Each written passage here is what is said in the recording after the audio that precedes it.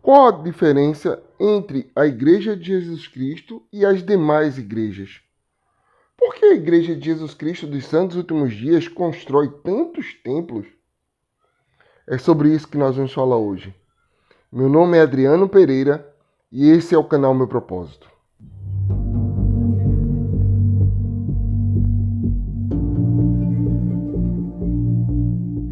Eu estou ficando extremamente feliz com o nível dos convidados aqui do canal Meu Propósito. Hoje nós estamos com o presidente Dalen H. Oaks, primeiro conselheiro na primeira presidência. Que privilégio tê-lo aqui no nosso canal, presidente.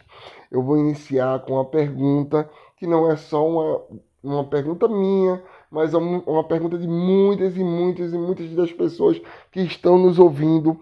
Se hoje alguém chegasse para o senhor e perguntasse qual seria a diferença entre a Igreja de Jesus Cristo e as demais igrejas, o que o senhor falaria? Senti-me inspirado a falar a respeito do propósito desses templos e do histórico e do papel dos convênios em nossa adoração. Opa, essa entrevista ela promete. Então, a primeira coisa que vem na sua mente é templo e convênios. Muito bom, presidente. Então, uma das grandes diferenças entre a Igreja de Jesus Cristo dos Santos Últimos Dias e as demais igrejas se encontra-se em templos e convênios. Mas o que seria um convênio, presidente? Um convênio é um compromisso para cumprir certas responsabilidades. Ok, presidente. E por que esses compromissos são tão importantes? Compromissos individuais são essenciais para a regulação de nossa vida pessoal e para o funcionamento da sociedade. Entendi, presidente. Então, esses compromissos eles são importantes para regular a nossa própria vida e também para que a gente possa conviver em sociedade, né? Precisa ter uma ordem, né? Precisa ter determinados compromissos. Muito bom, presidente. Obrigado. Contudo, presidente, existem certas pessoas que defendem a ideia de existir uma liberdade sem qualquer compromisso ou sem qualquer necessidade de convênio. O que o senhor pode dizer a respeito disso? Uma minoria articulada se opõe à autoridade institucional e insiste que as pessoas devem estar livres para quaisquer restrições que limitem sua liberdade individual. Entretanto, sabemos por milênios de experiência que pessoas renunciam a certas liberdades individuais para obter as vantagens de viver em comunidades organizadas. Ou seja, eu renuncio a certas coisas por um bem maior e comum, né? O senhor poderia nos dar alguns exemplos, presidente? Eis alguns exemplos de responsabilidades assumidas por convênio em nossa sociedade. Juízes, militares,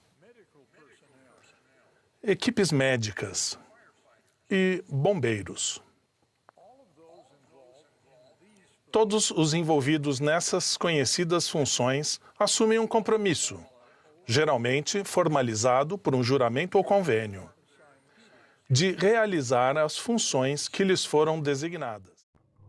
Ou seja, assumir compromissos ou convênios é uma coisa mais comum do que nós imaginamos, né? Não é algo só associado à Igreja de Jesus Cristo, não é algo só associado a qualquer outra denominação, mas é algo mais comum do que nós imaginamos.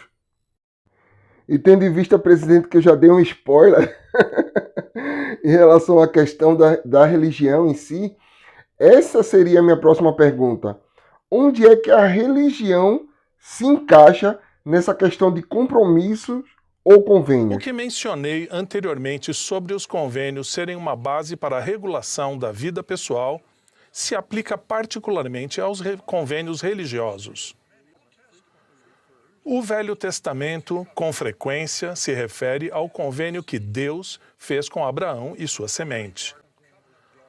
A prática de fazer convênios com Deus ou com líderes religiosos também está registrada nos escritos do livro de Mórmon a respeito de Nefe, José do Egito, o rei Benjamim, Alma e o capitão Moroni. Ou seja, fazer convênio com Deus não é novidade, não é uma coisa de agora, né? Então, qual é o papel ou qual é o objetivo dos convênios na igreja, O presidente? papel essencial dos convênios na igreja, que há pouco tempo havia sido restaurada, foi reafirmado no prefácio que o Senhor ofereceu para a primeira publicação de suas revelações. Nele, o Senhor declara que chamou Joseph Smith porque os habitantes da terra se haviam desviado de suas ordenanças e quebrado seu convênio eterno. Essa revelação também esclarece que seus mandamentos estão sendo dados para que o meu eterno convênio seja estabelecido. Então vamos lá, deixa eu ver se eu entendi, né?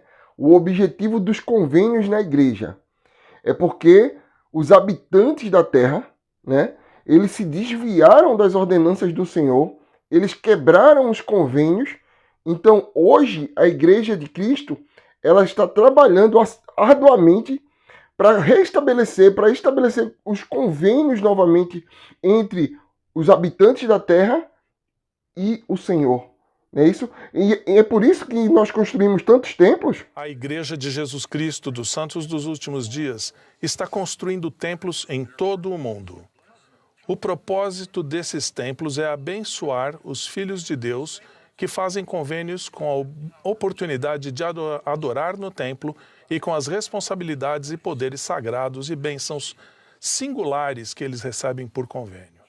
A Igreja de Jesus Cristo é conhecida pela ênfase que ela dá aos convênios que fazemos com Deus. Os convênios são inerentes a cada uma das ordenanças de salvação e exaltação que esta Igreja restaurada administra.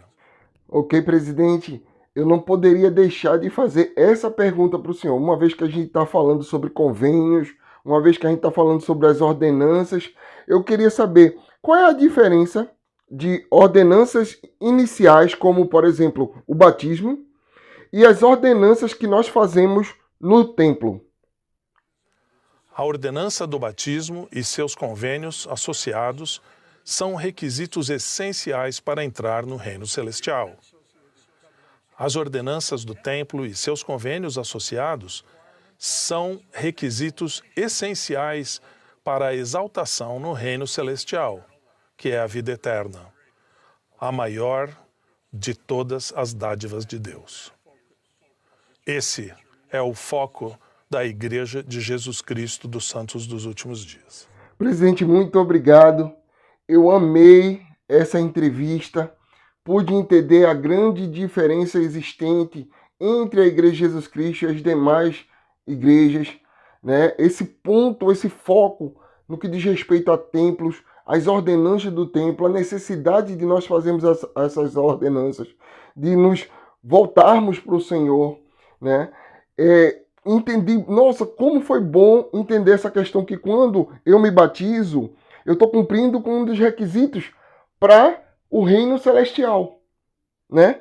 Mas se eu quero voltar à presença de Deus, se eu quero ir para o mais alto grau no reino celestial, que é a exaltação, eu preciso passar pelas ordenanças do templo. Muito obrigado. Para finalizar, né, uma vez que nós falamos das ordenanças do templo, isso é uma curiosidade de muita gente, tá? O que são os garments e por que eu devo usá-los constantemente? Porque eu não posso usar dia sim, dia não, porque de vez em quando eu não posso tirar. Explica aí um pouquinho, que a gente já está chegando no fim da nossa entrevista. As pessoas que receberam a investidura em um templo são responsáveis por usar os garments do templo, que são peças de roupa que não se veem porque são usadas por debaixo das roupas que usamos no dia a dia. Os garments do templo lembram os membros com investidura, os sagrados convênios que eles fizeram e as bênçãos que lhes foram prometidas no santo templo. Para alcançar esses propósitos sagrados, somos instruídos a usar continuamente os garments do templo, com as únicas exceções sendo aquelas obviamente necessárias.